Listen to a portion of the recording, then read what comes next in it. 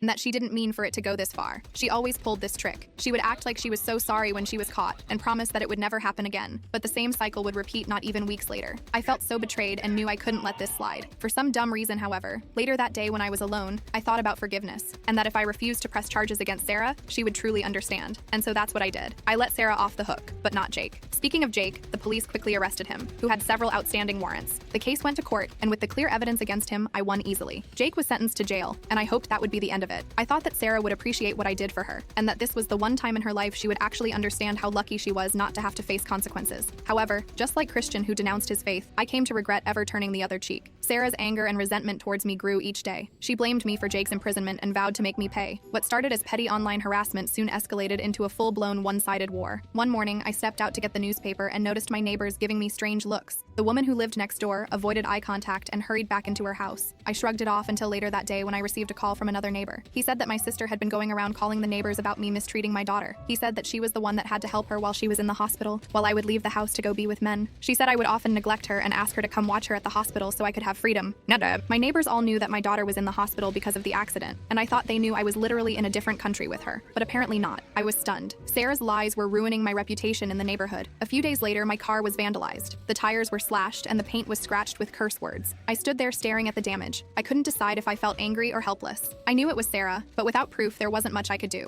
The harassment continued. I started finding threatening notes left on my doorstep. The first one was simple but chilling. "You'll regret this." Each note that followed was more sinister and personal. "You can't hide," one read. Another said, "You'll pay for your mistakes." I started to feel unsafe in my own home. I couldn't sleep. I constantly listened for any sign of Sarah in my house. The nights were the worst. Every creak in the house set me on edge. I installed security cameras and changed the locks, but I was still worried. One evening, I heard a noise outside and rushed to the window. There I saw Sarah, her face twisted with anger. She was trying to smash the windows of my living room. I called the police immediately, but by the time they arrived, she